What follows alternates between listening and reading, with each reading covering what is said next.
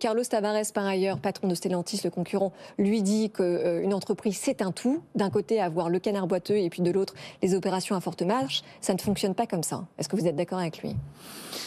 Non, je suis pas d'accord. Je suis pas d'accord avec lui. D'abord, je connais plus Renault. Moi, je suis loin. Je regarde. Vous avez bien connu. Je regarde ça de l'extérieur je dois dire que je suis assez content de ce qui est en train de se passer. Pourquoi Renault, elle est vraiment pas bien. Hein. C'est-à-dire que si vous repassez avant le Covid, même oui. le Covid évidemment, ensuite la Russie, tout ça, c'est des catastrophes qui leur sont tombées sur la tête. Mais Renault, elle n'est pas bien avant. Hein. Ils avaient une génération de cash qui était quasiment à Échec zéro. de la fusion Fiat-Chrysler, Covid, pénurie de semi-conducteurs. Voilà, ça a été mal géré. C'est une entreprise qui a été mal gérée pendant les dernières années de Carlos Ghosn avec Thierry Bolloré. C'était très très mal géré. Et donc ils n'ont pas renouvelé. Ils étaient pionniers sur le véhicule électrique. Ils n'ont pas renouvelé même la Zoé, qui était pourtant numéro 1 sur le marché européen. Donc ils trouvent une situation qui est franchement pas bonne.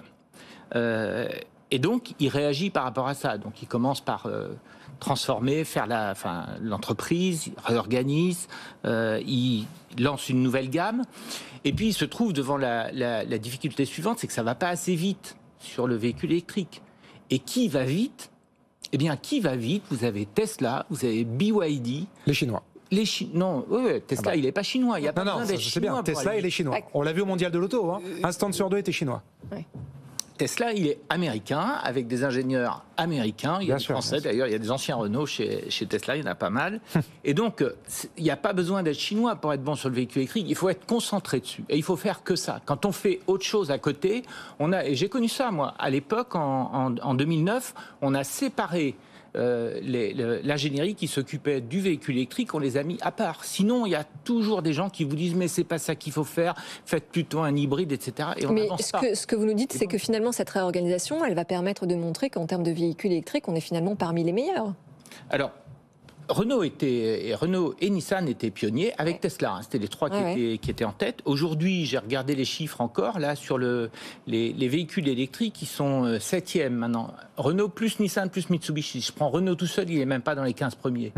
Donc il y a eu une régression et maintenant il faut rattraper ça. Il y a un savoir-faire accumulé. Il veut utiliser ce savoir-faire accumulé pour essayer de le mettre dans une entité qui va aller très vite.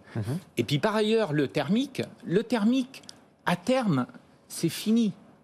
Si on n'arrête pas le thermique avant 2035 pour l'Europe, puis 2040 probablement pour les pays émergents, on va laisser la planète se réchauffer. Le thermique, les mobilités routières, c'est 1 tonne sur 6 ou sur 5 en Europe et sur 4 presque en France de CO2 qui part dans l'atmosphère. On ne peut pas laisser ça continuer. Donc on va exploser cet objectif des 2 degrés si on continue le thermique. Largement.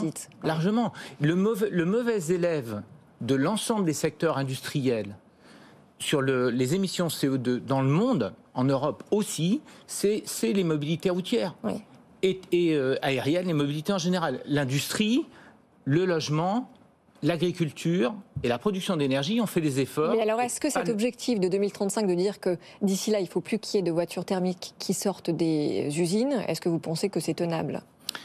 Je pense que c'est nécessaire. Et une fois que quelque chose est nécessaire, il faut regarder comment on va le faire. Ce que je regarde, c'est que la vitesse à laquelle l'industrie a bougé est franchement assez impressionnante. En 2019, on vendait 1 ou 2% de voitures électriques en Europe. Aujourd'hui, on est à 14-15. La Chine est à 25. Et dans le monde, on va finir l'année là à 9-10 sur les purement électriques et entre 13 et 14 sur les hybrides rechargeables. Donc c'est une progression phénoménale. Je pense qu'on n'a jamais vu ça pour l'instant. Il y a des industries comme le smartphone qui ont fait ça, mais bon, c'est un petit peu plus simple que, enfin, j'en sais rien, c'est plus petit que des voitures. Que des voitures. Et c'est une industrie qui s'est créée, quoi. Et les voitures, c'est une industrie qui se transforme. C'est plus qui se réinvente. Mais alors,